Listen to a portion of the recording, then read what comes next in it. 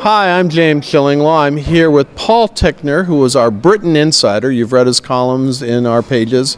And he's also runs Custom GB, which is a customized inbound British tour operator. And Paul has some unique ideas about visiting Britain, and we're going to find out some right now, because this year in particular, there's going to be a lot of buzz about Britain for all these TV programs and movies that are coming out with great British themes. And this is Insider Travel Report.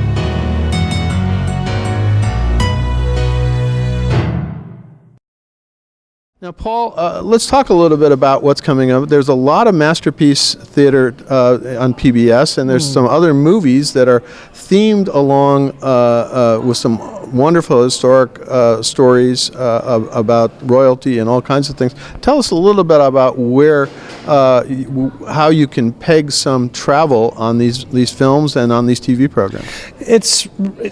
I've sort of been thinking this way of presenting some of this, but it's almost like calling it Beyond Downton Abbey, because that has really, for Britain, been a huge pull for the past 2 or 3 years.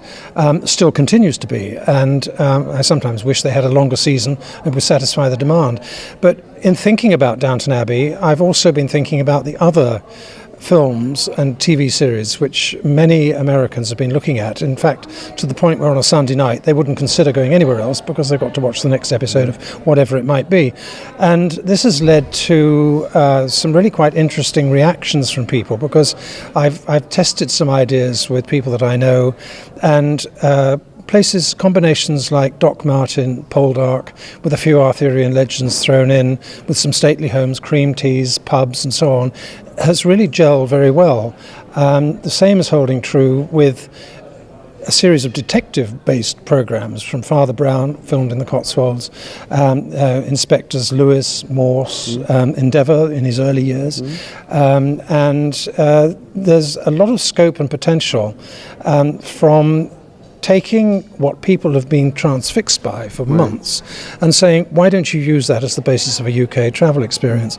And quite interesting, it's a little niche which has begun to appear, because I haven't actually pushed it out to a large mass market. I've been aiming it at travel agents who, when asked the question, can you think of 6 or 8 elderly ladies who might like to do something like this, staying in a nice hotel for 4 nights, arriving on a Sunday, parking their jet lag in the countryside, doing something like this. And that has really begun to get an awful lot of people. It's gaining a lot of traction. In fact, I've talked yesterday to somebody who wants to expand that with some other literary connections, because she is part of a literary circle.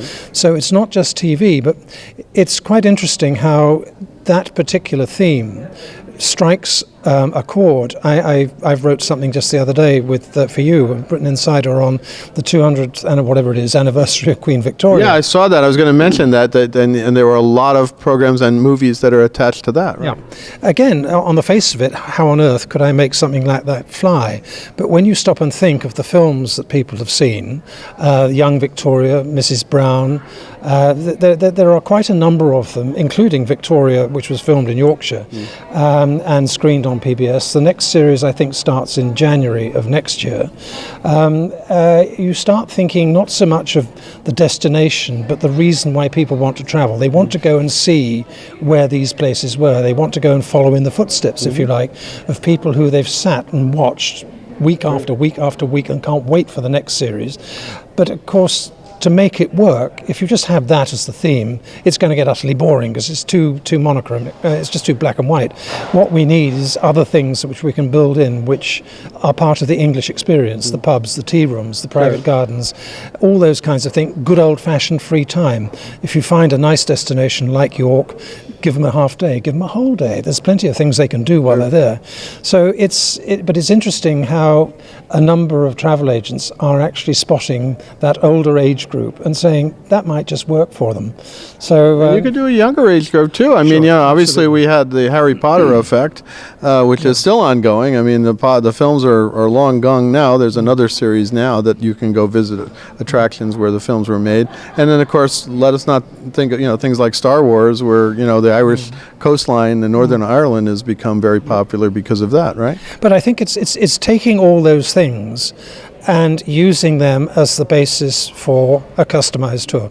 Because there are a lot of people that don't mind being on a bus with 40 other people, but the dictates of that tour are that we do this at 9, we do this at 11, we do this at 3, and we're here at 5 o'clock sort of thing.